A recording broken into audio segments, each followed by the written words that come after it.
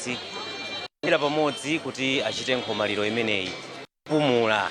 Kufika bwanji kuti anthu aje ndikofunika chifukwa china chilichonse ukachita ntchito ina iliyonse ukagwira timphamvu timakhala kuti tikuchepako ndiye umafuna kuti mphamvu uzikokere bwinobwino chakudya ndi chimene umathamangira mwamsanga kuti mphamvu zibwerere. Koma tibwerere ku momwe tayendera mu tsiku la lero Simeon. Ndi tsiku limene Amalawi akhala akuona ndithu history kapena kuti kupanga mbiri mu dziko kuti mtsogoleri wa dziko walumbiritsidwa mwa bata komanso mosavuta ndithu. Ndiye tikuzonena kuti ndi tsiku lomwe linali la bize kwambiri komanso ndi tsiku la chisangalalo. Ndiye pamene anthu akuchita chisangalalo chakudya chimakhalapo, anthu akuyeneka kudya. Nchifukwa chake mu tsiku la lero tikuona kuti masanano pophera mphongo chisangalalo chimenechi anthu asonkhana kuno kumene mtsogoleri wa dziko lino akonzera chakudya chimenechi kuti ayi bwerani tisangalale tikhale pamodzi. Tsiku la lero ndi tsiku la chisangalalo Simeon.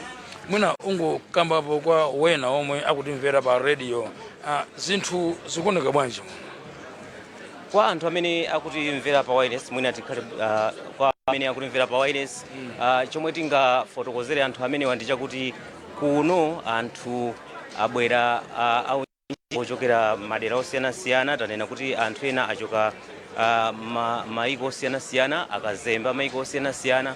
Malo ano kuno ku Mount Sochi akonzedwa mochititsa chidwi kwambiri. Anthu akhala ndithu mu magulu mwapo ndi apo kuti akhale ndi keza. Tikaona matebulo osiyanasiyana amene tikuwaona pano umaona kuti anthu amene abwera ndi osiyanasiyana monga anthu otsatira zipani zosiyanasiyana ochita business ndi zina zambiri. Ndiye tikuzopereka chithunzithunzi chakuti ndi mwambo umene ukuonetsa kuti wasonkhanitsa anthu amene amachita zinthu zosiyana m'magawo osiyana kuti ndi mbali imodzi imene angathe kukhala pansi ndi kukambirana komanso kufotokozerana zina ndi zina zimene zingathandizire dziko lino kupita patsogolo. Tikuonanso ndithu wachiwiri watsogoleri wa dziko lino Madam Justice Dr. Jane Ansah akufika ndithu pano kuti azakhale nawo wa dziko lino. Tikaunika speech yomwe analankhula pamene kuyembekeza kuti afike kuno ku Masochi Hotel, anakamba kwambiri yopempha maiko komanso bungwe kuti abwere asapange invest dziko muno pa ntchito zosiyanasiyana, ntchito za malonda, ntchito za chuma kufuna kusintha miyoyo ya Malawi. Mwina zimenezi zofunika bwanji?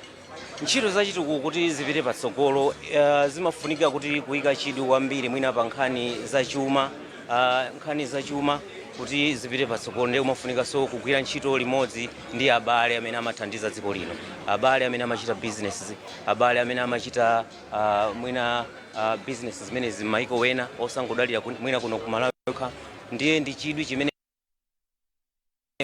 kuti pakufunika kuyika chidwi pa nkhani zimenezi za malo, chifukwa tikakumbukira bwinobwino dziko la Malawi pakatipa lakhala likukumana ndi mavuto osiyanasiyana okhudza mwina mwachitsanzo kusowa kwa ndalama zakunja. Ndi vuto lina limene lapangitsa mwina kuti kukwera katundu osiyanasiyana kupite patsogolo. Amalawi azidandaula. Zonsezi zikutsamira pa kufunikira kuti ntchito za malonda kupite patsogolo.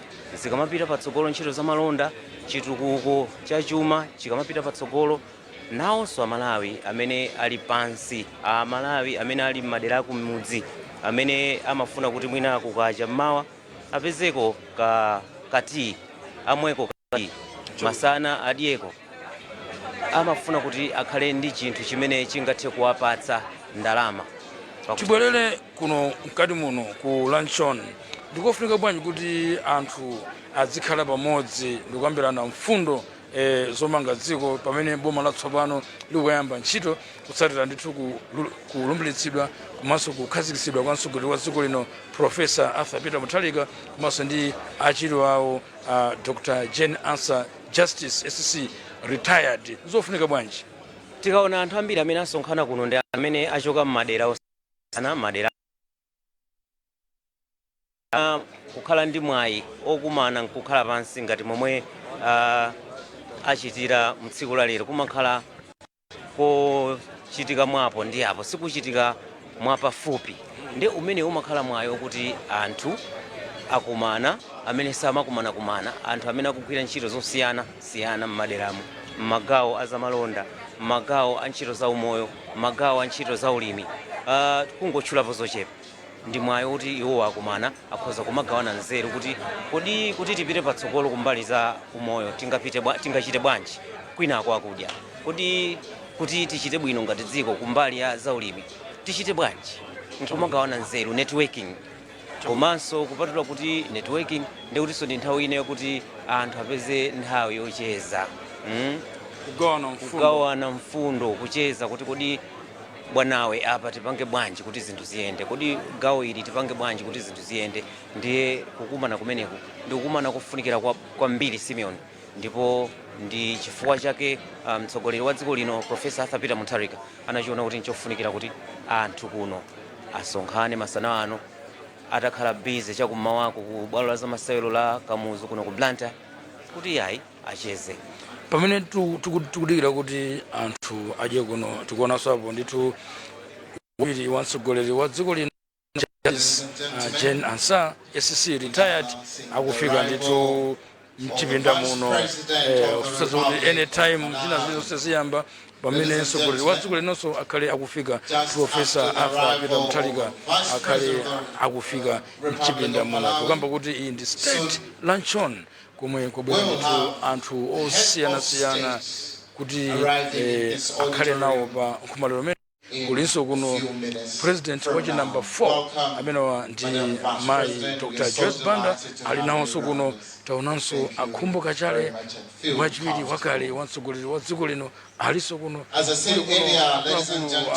anda siyanasiyana mthumuza maiko okunja fundo ina pamene tikudikira mtsogoleri wa dziko lino tipolenso ku speech yomwe anakamba nkhani yakuti there will be some tough decisions pofuna ndithu kukonza zinthu zimene zinalili choncho anthu akuyenera akhale ndi patience kuti mawu amenewa ungawata masulo motani zomwe anena mtsogoleri wa dziko lino mu his main speech after his inauguration. Ndikufunikira kutero mzanga Simeon tikhoza kufotokozapo mwina mwachitsanzo kuti pa nyumba iwe ngati bambo amene ukutsogolera banja umakhoza kuona kuti pa nyumba pano zinthu sizikuyenda bwino mwina kuti ziyende bwino patenga masiku awiri kuti tikafike pa masiku awiri amenewo kapena atatu amenewo tikuyeneka titsate njira izi kuti pokuti zinthu ziyende pa masiku awiri amenewo tikhalenso kuti sitikufinyika kwambiri ndi mwina ndikulankhula kwa mtsogoleri wa dziko lino kufotokoza kuti pamene tikuyamba ulendo umenewo okonzanso chuma pamene tikuyamba ulendo umenewo okonzanso zinthu zonse mdziko muno tikhala tikuyenda munjira ndikupereka amapereka mlonzo kuti pamene tikhala tikuyenda mwina tikukonza zinthu zina ndi zina zimene sizidayende bwino mbuyomu pamene tikukonza zina mbuyomu zomwe sizidayende bwino mbuyomu mukhala mwina kusintha kwina ndi kwina kumene mukamaziona zinthu zomwe musadabwe ndiye ndi chitsimikizo ndithu chimene mtsogoleri wa dziko lino akupereka kuti pamene tikufuna kuti tikonze zinthu izi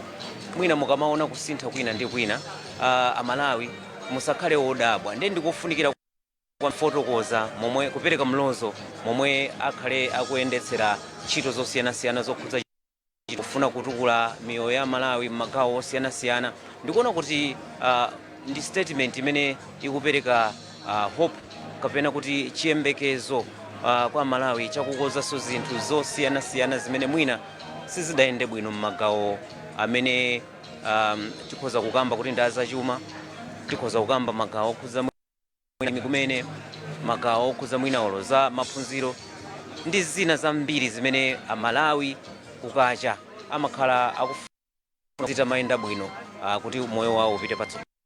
Mtsogoleri wa dziko lino akhale akufika mchipinda muno nthawi ina iliyonse tikudikira moteromo nkhani ina inali yakuti anthu asinthe kaganizidwe mmene amaonera zinthu zamachitika mdziko ndi kuyamba kugwira ntchito molimbika if they need the desired change. Utakamba zotani pa nkhani imeneyi? mwina nkhani imene tinene kuti siya chilendo kwenikweni, nkhani yokhudza kaganizidwe kusintha kaganizidwe pamene tikuchita zinthu zathu ndi nkhani imene yakhala ikukambidwa mdziko muno. Mwina tikhoza kupereka chitsanzo kuti pali anthu ena amene mwina maganizidwe awo amatha kuganiza kuti akhoza kuchita bwino mmoyo popanda kugwira ntchito, mwina akhoza kuchita bwino mmoyo popanda kuchita business. Ndi kaganizidwe kamene mwina madera ena kakhoza kukubwezeretsa munthu ngati munthu mu moyo mwako, chifukwa munthu kuti upeze chinthu sichibwera ngati mana, pamafunika kuti uchigwirire ntchito. Kuti upeze chinthu chabwino pakhomo pamafunika ndithu mwina uchite ka business. Mwina ngati ndapita kukapempha kuthamanga pa ground, mwina ngati ndapita kwa Simeon Shumba kukapempha kuti bwanawe tandithandizako kamchere, ndiye kuti zikhale kuti zavutitsitsa munthu ne ndimagwira ntchito, munthu ne ndimachita business zavutitsitsa, koma kungopinda manja kuti zinthu zibwera kapena kuti anthu kapena mwina andale andipatsa thandizo. Ayi, ndi zimene akufotokoza mtsogoleri wa dziko lino kuti tikuyenera kukhala odzidalira, tikuyenera kukhala olimbikira pa ntchito, komanso olimbikira pa ntchito za business zimene tikuchita. China chilichonse chimene tikupanga choti chitibwesere ndalama kapena chitipatse thandizo lathu la umoyo wa tsiku ndi tsiku, tikuyenera kulimbikira. Kusintha kaganizidwe kameneko ndikukhulupirira kuti kukhoza kuthandiza kwambiri, ngakhale pa banja, ngati banja likutukuka ndiye kuti pa community pakutukuka, ngati community ikutukuka ndiye kuti district ikutukuka, district kuchita bwino ndiye kuti pa national level zinthu zimakhala kuti zikusintha, zimayambira pansi. Kusintha maganizidwe, kusintha kaganizidwe, kusintha kachitidwe ka zinthu, ndikukhulupirira kuti ndi ngodya imodzinso imene ingatithandize mdziko muno. Tili kuno ku Mansoch Hotel mu mzinda wa Blantyre, kumwe kuli state luncheon yomwe wakonza mtsogoleri wa dziko lino Profesa arthurpetermutharika ndi anthu osiyanasiyana nzika za mdziko muno, komanso wena omwe nthumwi za maiko akunja kutsatira mwambo umulumbiritsa komanso kukhazikitsidwa ngati mtsogoleri wa dziko lino wachi namba 7.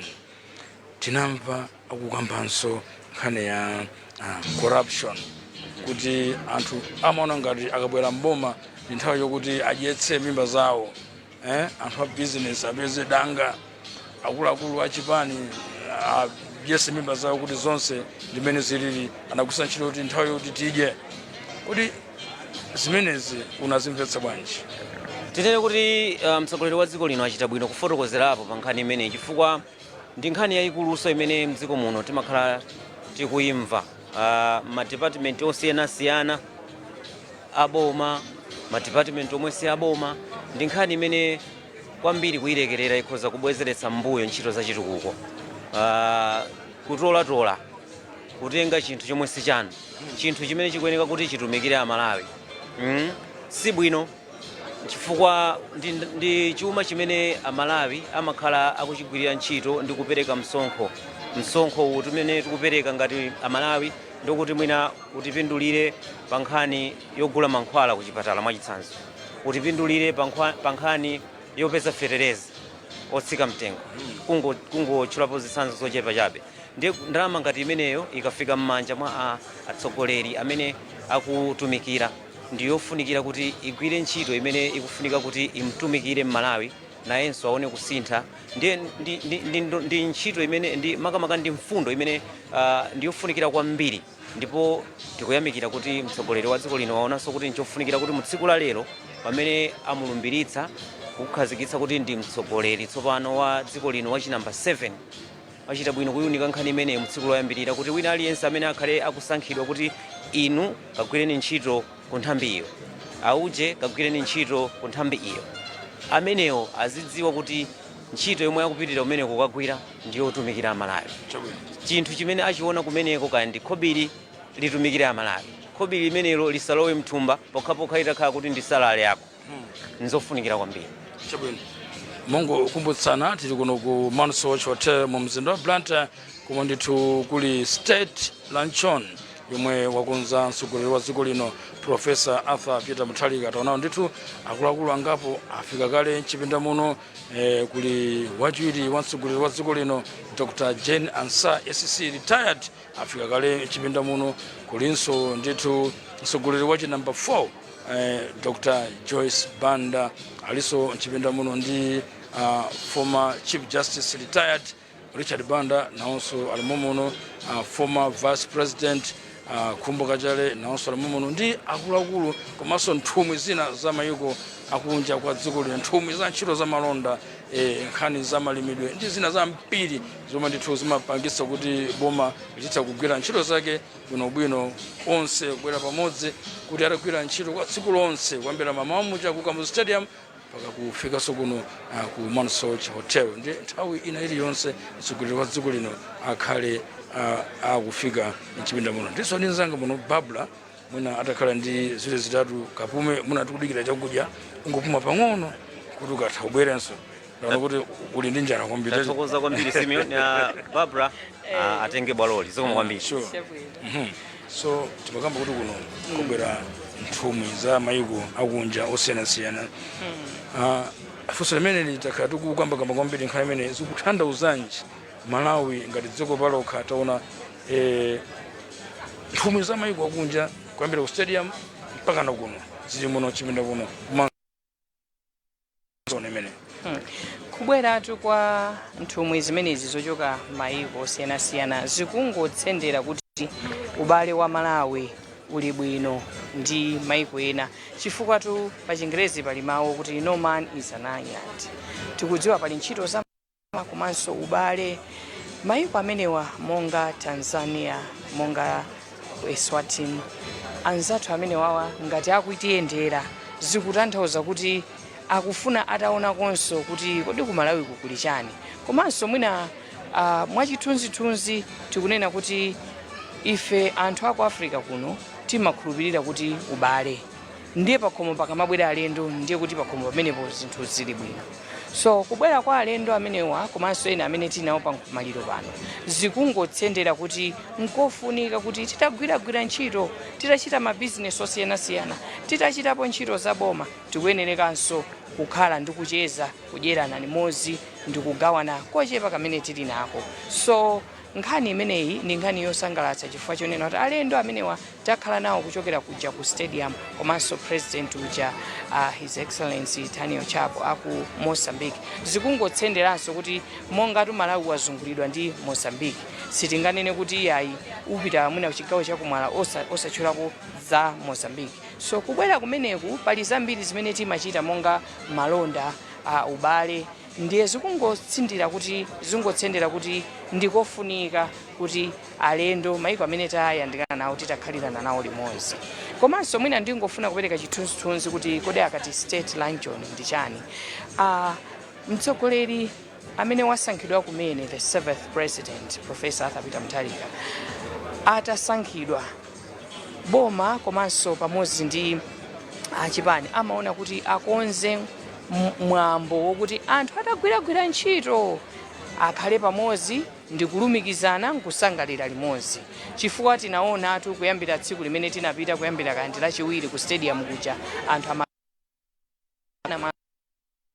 iratu mwambo umene nthambi zonse za boma tinaona anzathu aku office ya president and cabinet, tinaona anso anzathu aku foreign affairs, anzathu so aku nduna wa information ndi nthambi zambiri za boma kukonzekera kuti mwambo umene magule amene magule so osiyanasiyana alendo osiyanasiyana kusonyeza kuti anthu atagwira ntchito mwakathithi kuti mwambo umene ukhale mwambo wolumbirisa president wabwino, koma mapeto ake akweneka akhalenso kamphepo kayaziyazi monga tikumva tu kanyimbo pansipo komanso zakudya zimene zikonzedwe kuti anthu aja akhale ngati achitako kamtima zii.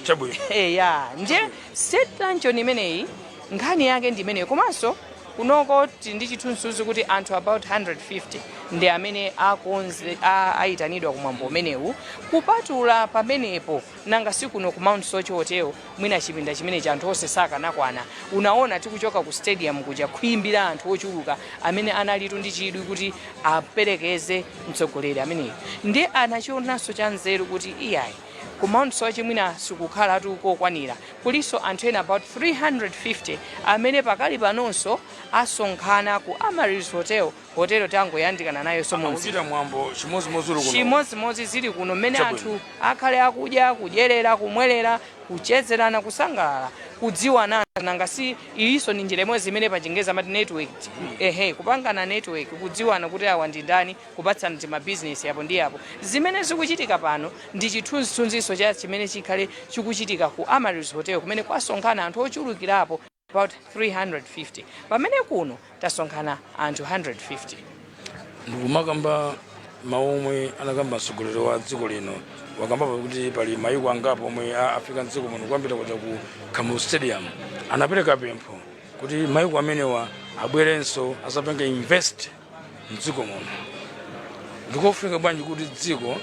lizikhala ndi abale tikamakamba za foreign direct investments kuti dziko liziyenda moteromo dziko tu limafunika kukhala ndi maubale chifukwa chino tikakamba za foreign direct investment tikutanthauza kuti anthu aja akamabweranso kuzabyala mbewu ya mabizinesi ndiye kuti chumaso muno chikukwera ndiye kuti tikayang'ana nkhani ya GDP yathu ndiye kuti ikunkasona khala ikuchita bwino so nkofunika kuti anthu amenewa abwere ndithu azachite invest kapena azabyale mbewu ndi kuchita nafe malonda chifukwa munomo tilisotu ndi mbewu zochuluka zimene titha kumatumiza ku mayiko akunja nkukagulitsa komanso anzathu akamabwera nkuzachita nafe malonda tikunkanasinthana ndalama mukudziwa inu kuti ndalama imene yakunja ngati ikupezeka mosavuta mdziko ndiye kuti ndizothandizanso komanso pa nkhani yomwe ya investment ndikofunika kunena kuti anzathu aja akamabwera tikamakhala ndi ubale wabwino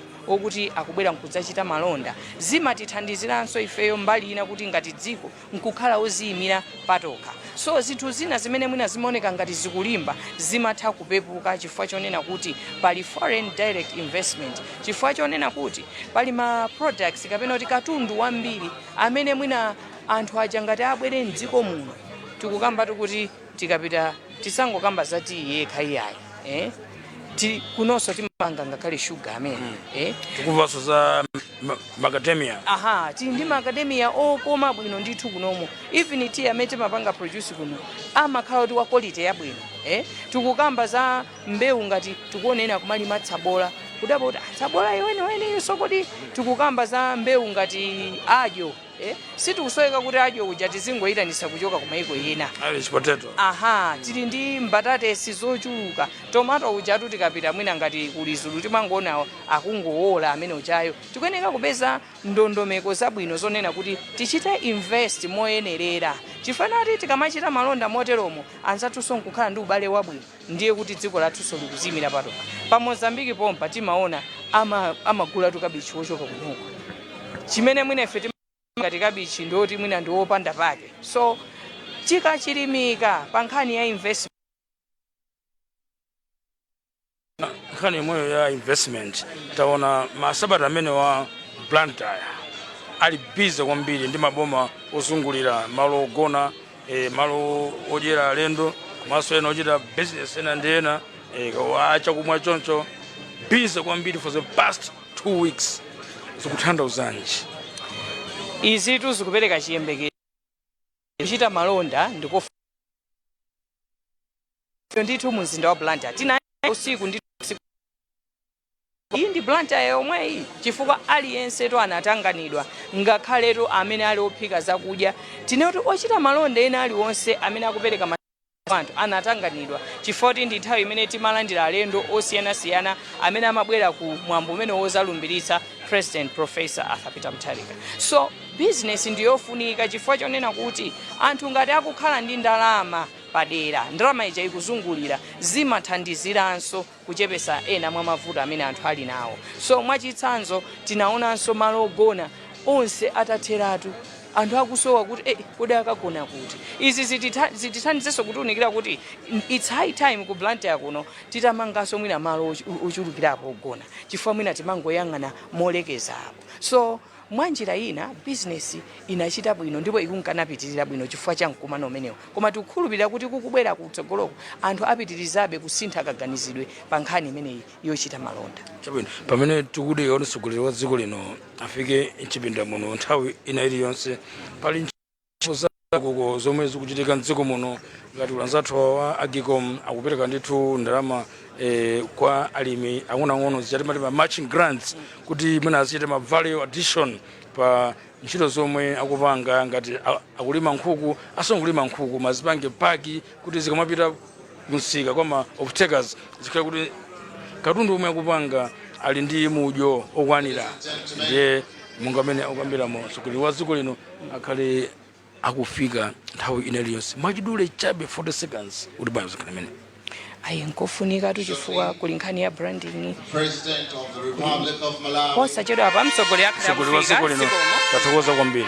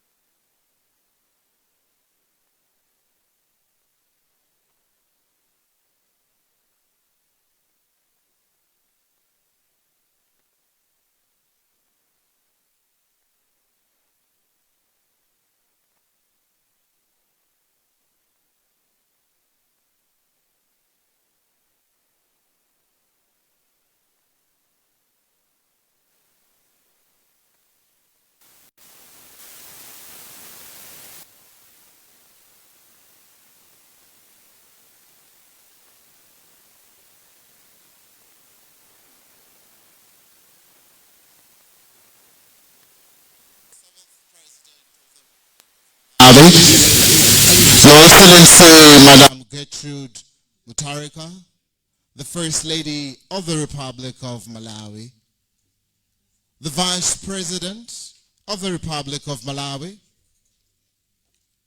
Right Honorable Jen Ansa,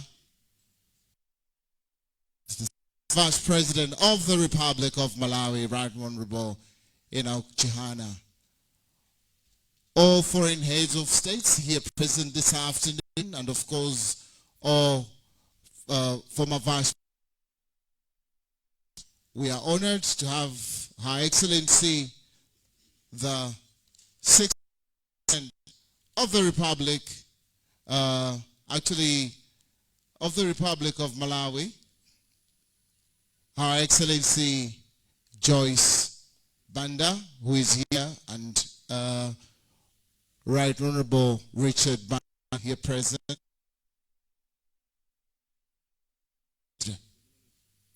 Before I proceed this afternoon, may I humbly ask Pastor Flaxon Kuyama to come in front and give us a word of prayer. Pastor Flaxon Kuyama. Shall we pray? Heavenly Father, we would like to thank you this afternoon, that you have shown your kindness to each one of us, that you have been with us since morning. Today it was a great day for Malawi, where the nation was celebrating the inauguration of the state president. This time it has pleased you, Heavenly Father, that we can gather here in this room to lunch on together. This should remind us that one of these days we are going to have a special luncheon in heaven where you, Jesus Christ, you are going to be our special guest. It is my prayer that you will continue to bless this function and bless the food that has been prepared for us. For this is our humble prayer. In the mighty name of Jesus Christ we pray. Amen. Thank you very much. That was Pastor Flaxon Kuyama. Your Excellency, this afternoon, allow me to also acknowledge the presence of His Excellency Russell Miso Dlamini, Prime Minister of the Kingdom of Eswatini. And as I said earlier, let me recognize Her Excellency Dr. Joyce Banda, the 4th President of the Republic of Malawi, and my Lord Chief Justice Richard Banda, SSC, retired. All Honorables present and heads of states, Honorable Enoch Kamzinge Nichihana, the 2nd Vice President of the Republic of Malawi, Your Excellency George Elombi, President of Designate of Africa Export and Import Bank, Afrimax Bank, and Your Excellencies of Mission and International Organization here present this afternoon, Honorable Peter Mukito, the General of the Mighty Democratic Progressive Party, and all Secretariat General of the Alliance partners here present this afternoon. All the Vice Presidents of the Democratic Progressive Party here this afternoon, and of course Paramount Chief Lundu, Kawinga, Kiungu, Chikulama, and Kaduya, Reverend Timothy Koviwa, the official clergy, and all the religious leaders here present this afternoon, all traditional leaders, and all protocols observed. Welcome, ladies and gentlemen. This afternoon we have gathered in celebration of the inauguration that we have all, as I said, all Malawians have experienced this afternoon, celebrating your comeback. And as we are here, Your Excellency, let me boldly say, you always make history, and we have it in history that you are the 1st President of the Republic of Malawi to ever return into power. What else can we do? A round of applause, ladies and gentlemen. With that, ladies and gentlemen, and Your Excellency, may I humbly ask you to give us a remark, because I've gone through the program. It's just quite as brief, but this time around, Your Excellency, may I humbly ask you to give us a statement. Thank you very much, Your Excellency.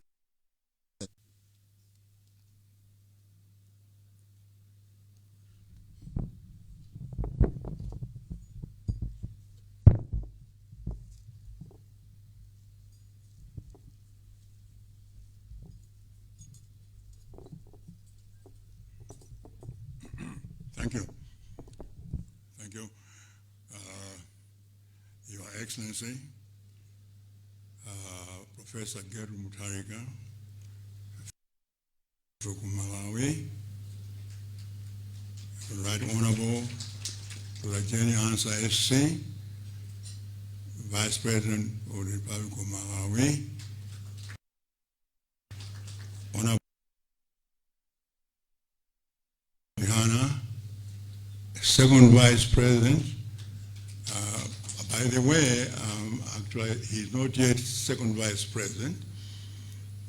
He hasn't been appointed yet, so I hope he has not been drawing a salary.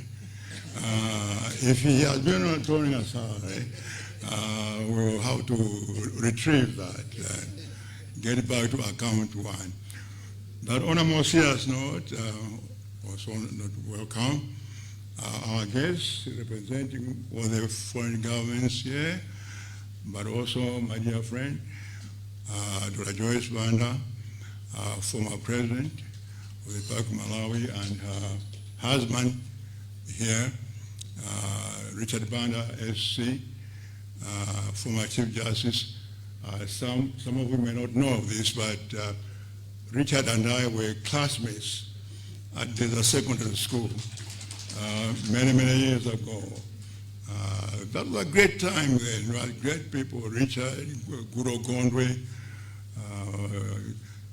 Chipangwe, the guy was vice chancellor of the university, Chipamba, and many great people who went on to do wonderful things. So I'm glad to see Richard again after some time. I didn't know I was going to speak, but as I said before, that all professors never die. They always find a way to say something. Let me just welcome you all to the luncheon and to thank you all for coming to celebrate with us this important occasion. I think this is a very important day in the history of this country. It's important because I think it represents a real change in the history of this country. When I was asked to return, to get back to into politics again, to run for president, as you all know, it took me over a year before I agreed, because I wasn't sure that that's what I wanted to do again. After being booted out unceremoniously, somebody said that I'm the first president to return, but also I'm the first president to be booted out of office after winning a legitimate election, an election which the European Union, United States, United Kingdom, COMESA, SADC, African Union, and all the other countries said was one of the best election, one of the most transparent elections. But I was booted out, and some of our people wanted us to fight and go to the African court. I know we would have won the case because the case was wrongly decided. But I was thinking about the Malawi people. What would do to the Malawi people? It would take about a year for the case on appeal, and what would happen to this country after all those vicious demonstrations of HRIDC in 2019, 2020. After thinking about it, I decided that the best way is for me to stand down, accept what happened in the interest of this country, because I love this country. And it's because of my love for this country that I agreed again, come back and do it the second time. I have nothing to gain personally from this, but just for Malawi people. I also wanted, I think, I was very concerned about the direction in which our country was going. It was very, very clear that our country was moving slowly back to a one-party system. We are losing our freedom. And as one of the people involved in drafting our constitution, I respect democracy, and I simply was not going to sit down here and watch our democracy being destroyed. So I decided to come in and I do this. It's very interesting. One lady wrote me, and Kudi Bwana sent a text. No, actually called me. Kudi Bwana, I'm so glad Kudi Mwawina. Now I feel that I'm free again. I'm not afraid to say anything, of course within the law. I'm afraid to say something for fear of being arrested or something like that, or being hacked by some panga-wielding. I think that was the best probably prize I've ever received, that lady. Now the election was a very important election. It shows that Malawians can be united if in fact they are agreed on one thing. In this case, all Malawians were agreed that we should free this country, rescue this country, and all Malawians from all the 4 regions joined together. And it's interesting that in the south, east, and north, I got 100% of the votes from the members of parliament who were running for those places, which show that there is unity because they want this country to be one. So we are now where we are. Let's commit ourselves from now onwards that this country is one country.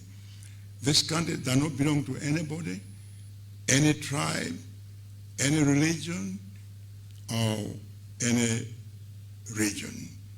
It belongs to all Malawians, and let's work together. And the fact that people from all the regions voted for me, I think is a clear message to me that this country, we must, from now onwards, we must be inclusive in governing this country. Everybody, every person, no matter what region they come from, if they are qualified, they must have the opportunity to take part in the governance of this country.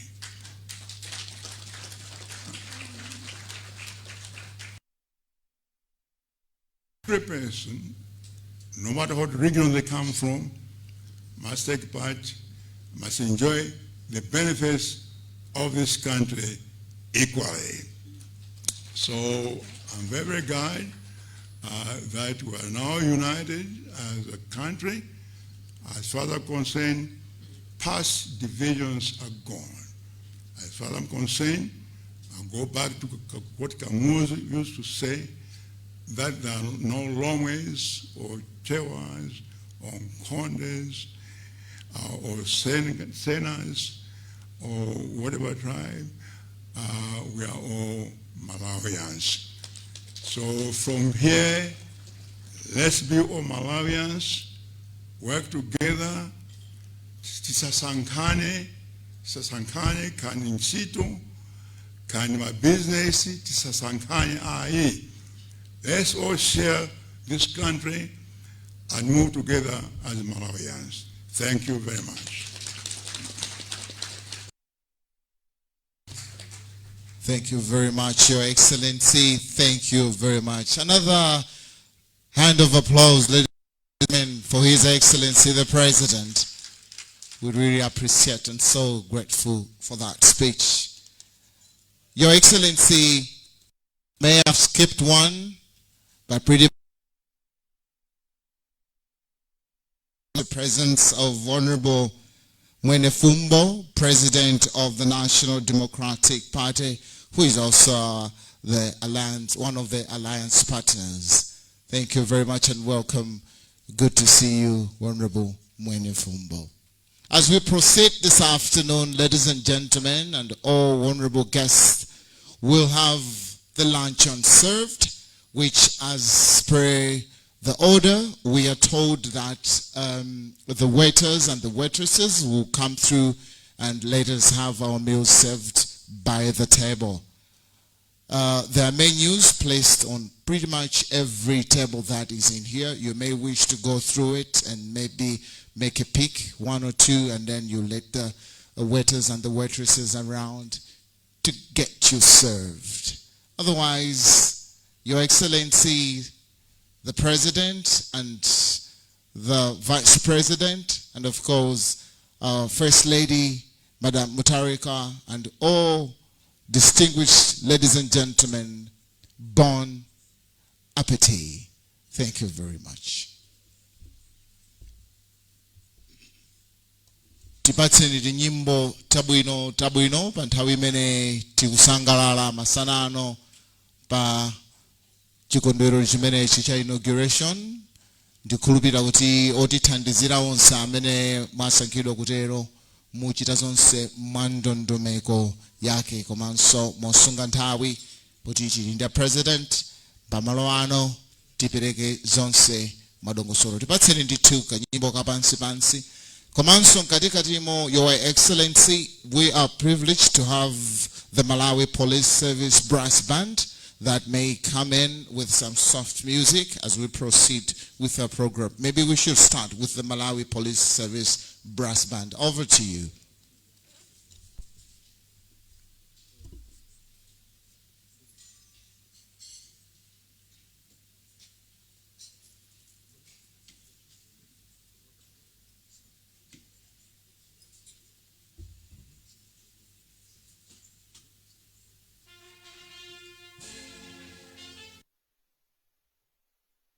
kwacha mumzinda planta komwe apitirize ndima programu ena atiwoza kwambiri ndine Simon Shumba.